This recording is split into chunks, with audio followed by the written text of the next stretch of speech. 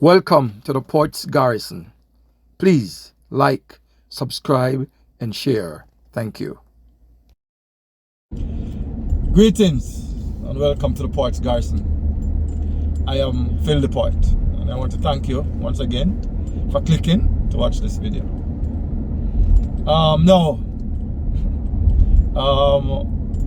My last video I spoke to the circus that Parliament became, and I pointed out that all of that was nothing but a distraction for the people, for the serious matters at hand. And now we're seeing some things unfolded. The extension or the attempts to extend the retirement age for the DPP and the Auditor General. But most interesting is the indictment of the chairman of the Police Federation, Corporal James. Now, I have to wonder if the government is any at all serious about crime fighting. You want to demoralize the rank and file members of the police force at this time. You only embolden criminals. Now, I remember watching a video clip of the chairman of the federation going and chastising the police at a funeral service for their treatment of police members. What was granted to them by the law, the government was not adhering to. Now, let me refresh your memory. Here, take a look at what he had to say at that funeral. I also want to say to our High Command and Councils of Deputies that the Federation is not going to be muzzled, intimidated, nor bamboozled. We negotiate with government, not with High Command. The Council of Deputies have no moral authority to tell us what to do when a court orders that we are to be paid overtime work and for service that they should put in place a mechanism to capture hours so that the membership can be paid. I am not going to negotiate with High Command. Let the records be made clear that the battle lines have been drawn. Speak to the court. I also want to say to the High Command that the Council of Deputies must focus on their areas assigned to them and to leave the issue of capping hours work, because this federation that I lead is not going to be submissive to the place where rank and file membership leaves the citizens of Jamaica compromised in their safety. It will never happen under my watch. Mark my word. And I also want to say to High Command and to our Commissioner, God helps you if the membership is not paid their overtime come this month. I am tired of the abuse being meted out and believing that persons can call me to intimidate me. I have not seen the man nor woman that is going to lead me into fear so that I will retreat from doing what the membership have asked of me to do. When I was elected, it is because I have the capacity, the will, and the power to do it. We are entrenched in law as a police federation body, and nobody is going to compromise it. Politics nor nothing will come in the path of the execution of the federation's role. Bear that in mind. I'm sure Dr. Notice has never seen me in the building before, but oftentimes I will take a few moments to come in to have my spiritual empowerment. Now, according to the reports, Corporal James can no longer act as a policeman. He had to turn in his badge and everything in his possession that belonged to the constabulary force. he cannot travel without advising the Governor General. That's the travel arrangement, I think, has to be informed 2 months in advance. What is he? What is it? What crimes has he committed to criticize the government, to embarrass the government? The government ought to be embarrassed for the way they treat their workers. I mean, and so you're going to do all of this thing against the man just because he dared to criticize the government. This government is acting like a dictatorship. And in the past, the Prime Minister has been referred to as a dictator, and they never like it. But I don't say you can treat people, workers, critical workers, like the police in this era when you're fighting against crime in this manner. Now, Senator Peter Bunting, the opposition spokesman on national security, gave a fiery speech, in my view, explaining the issues with the police and Corporal James. Here, take a look. The Federation, for many years, has had a growth with the government over the payment of overtime for police officers. You have police officers working 60 hours, 70 hours, 80 hours a week and not getting overtime.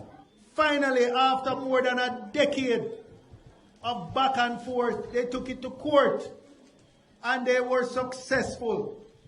The court instructed the JCF, come April 2023, you must have a system in place to pay the rank and file Federation members their overtime that they have earned.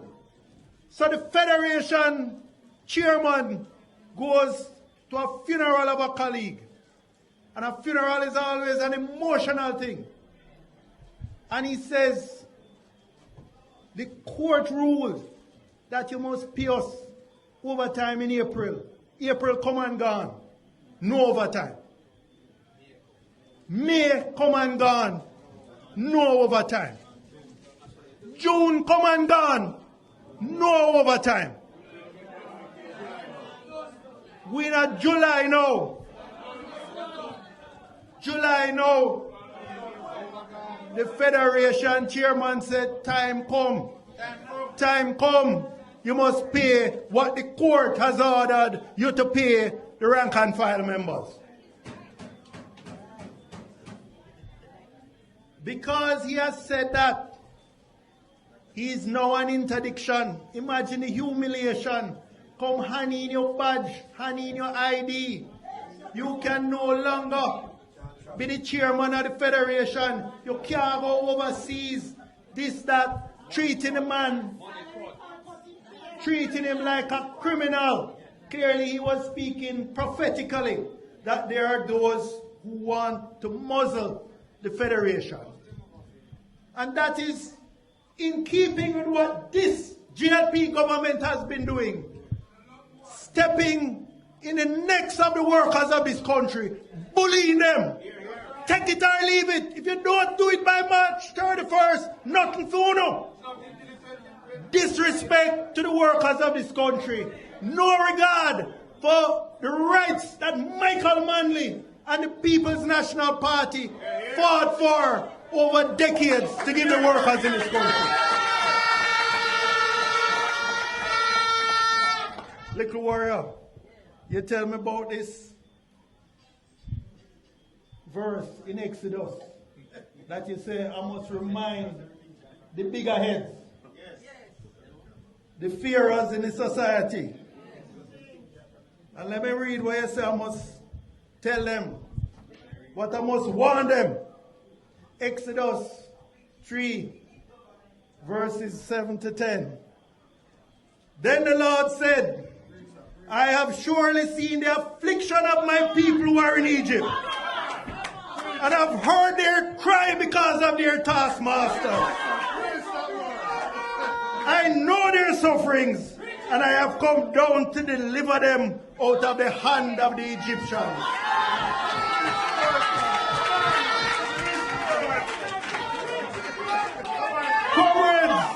when I see the turnout here in Spalding this evening, I know that the deliverance out of the hand of the Egyptians is not far away.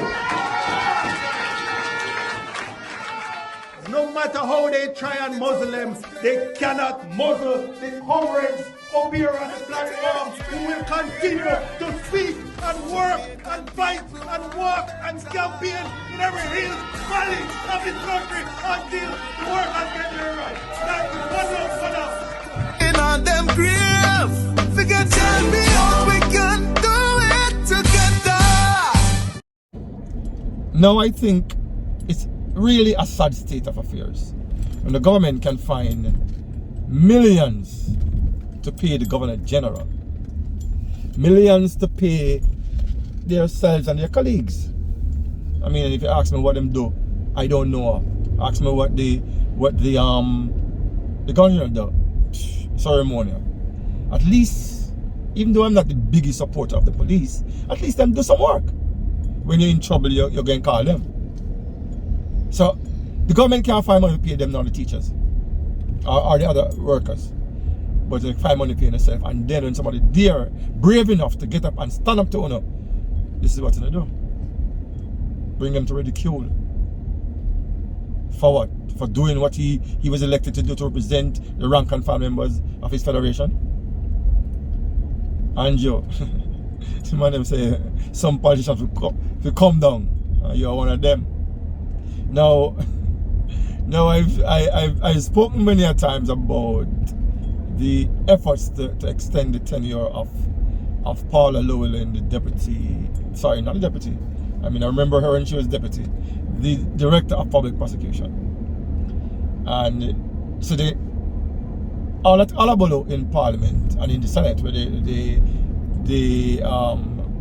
what they do, they bypass the standing order, or suspended the standing orders, so they could go through with the bill to extend the age of retirement, so that Paula Llewellyn can be extended as the director of public prosecution. What is so special about Paula Llewellyn that she has to be extended? Is there to take this job? Is there no other qualified persons in Jamaica who can do this job? Is that what you're saying? Nobody else in the country is qualified enough to take on the job. So you have to extend her to 70. Why? Is it because your government put her in, so you think she owe you a debt or something? I mean, I remember how on a fight to push out, I think it was Ken Pantry, and she was one of his deputies.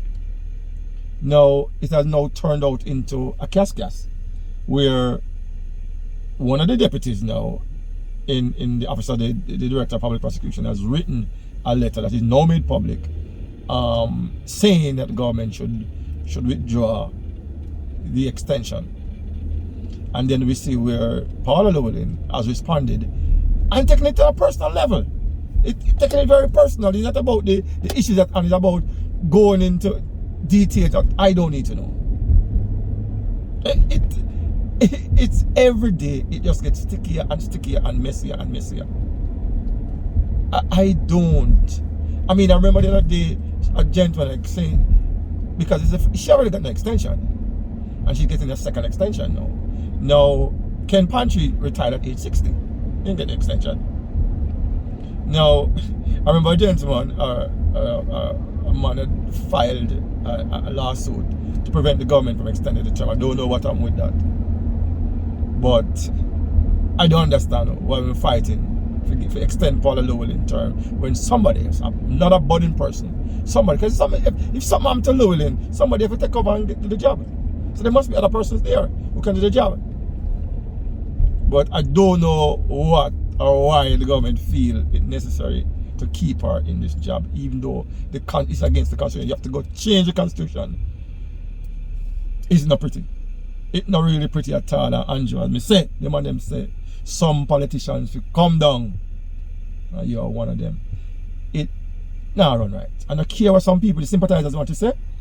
It's just not a pretty picture. I hope there can be some resolution with Corporal James, and so the police can get the things started out, so can continue them job and do them job. And by the way, I am not 100% sure but I have heard it said that Llewellyn has asked for withdrawal, to withdraw her from being the deputy, sorry, not the deputy, from being the DPP beyond the term that she now has. I don't know if that's true. As I say, it's pretty sticky, very sticky. So, as always, until something else perturbs me, disturbs my calm, provokes me to thought, I want to wish you all the best. All the best in health and happiness. And as always, I'm asking that you share this video with your friends and your colleagues. Like it if you like the substance. And comment in the comment section where we can have a wider discussion on the subject matter. But until then, when you see me again in a different video, it's one love, enough respect, and blessings. Thanks for watching.